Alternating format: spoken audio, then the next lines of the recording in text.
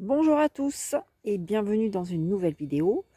Alors aujourd'hui je voulais vous montrer et parler avec vous de curcubitacées, plus spécialement le melon et la pastèque. Alors voilà, on habite, je sais pas si je vous en ai déjà parlé, j'habite en région Auvergne, enfin au Puy-de-Dôme. Et donc chez nous, bon ben le temps en général c'est un climat assez spécial, hein, parce que bon ben on est dans une cuvette et le temps est plutôt frais. Ce qui n'est pas fait pour me déplaire.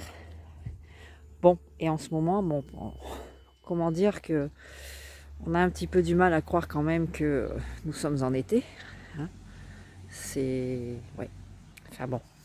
Mais je crois que c'est un peu partout pareil. Hein. Donc je vais pas me plaindre, on est tous dans la même galère. Donc évidemment, répercussion sur le potager, c'est juste catastrophique. Vous voyez, je vous fais voir. Voilà l'état de mon céleri branche. Je suis juste, comment dire, dégoûtée. Mais bon, j'ai pas bien le choix, hein. En même temps, voilà quoi. Donc je vais en ramasser là, je vais faire du jus avec pour éviter qu'il soit gaspillé. Mais bon, retour à nos moutons, ou plutôt nos melons.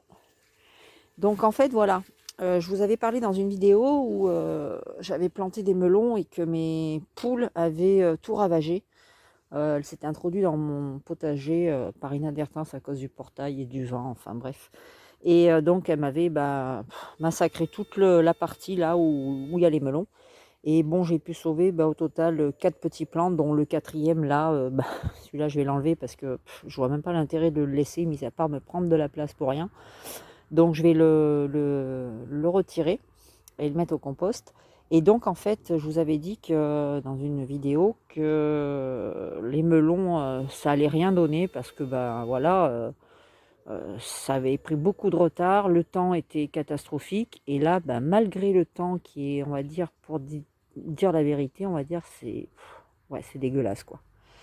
Mais bon, et à ma grande surprise, je trouve que ça profite plutôt bien. Je suis un peu contente. Bon, même si c'est en retard parce que on est loin de la taille raisonnable qu'on pourrait avoir dans le sud. Mais je ne suis pas dans le sud, je suis dans le centre. Donc, je m'estime quand même heureuse. Donc, je vous fais voir, voilà, mes petits melons. Je suis quand même contente de les voir parce que moi, le melon, j'adore ça. J'en mangerai, mais je pourrais en manger 2 par repas, ça ne me dérangerait pas. J'en ai un autre ici. Voilà. J'en ai un autre là. Pourtant, on m'avait dit, ouais, des melons dans ta région, ouais, c'est compliqué à éviter parce qu'il faut vachement de soleil, il faut... Enfin, voilà quoi. Là, j'en ai un autre ici, je sais pas si vous le voyez bien, il est par là, il se cache en dessous, voilà, ici. Et malgré ce qu'ils ont subi, et j'en ai plein, j'ai encore plein de petits fruits, je sais pas où vous voulez me montrer, voilà. Là, vous voyez, j'ai encore un fruit ici, là.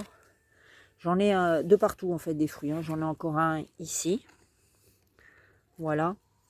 Et à peu près, j'ai calculé, il y a à peu près 13 fruits dessus. Donc ce que j'ai fait en fait, c'est que chose que je n'avais pas fait jusque là, c'est que j'ai taillé 2 feuilles après le fruit.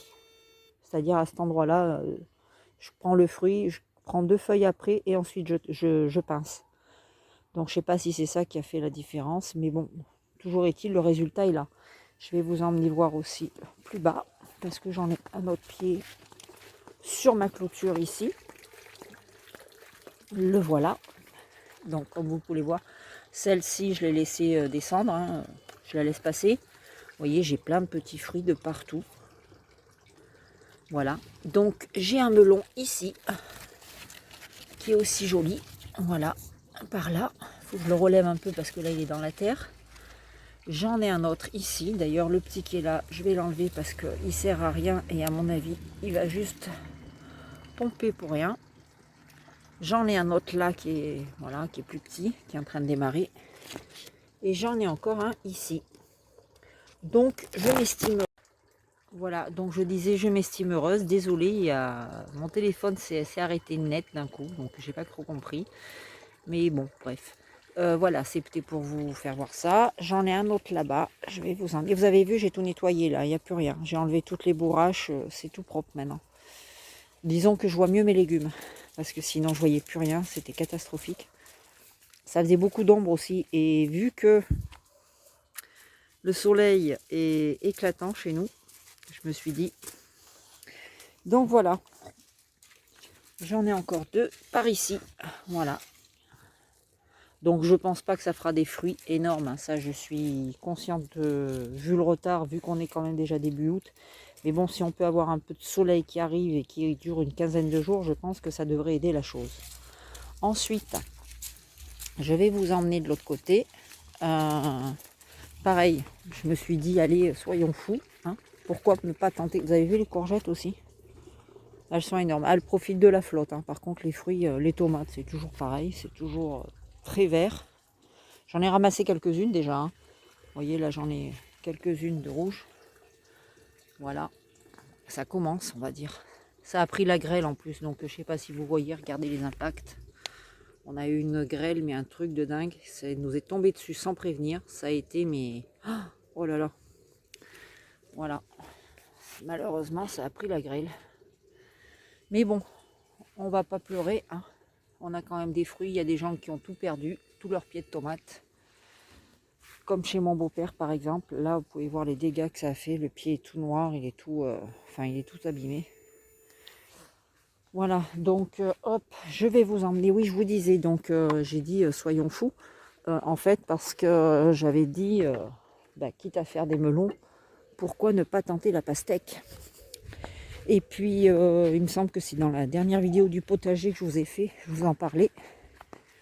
Coucou Dark, ça va mon bonhomme?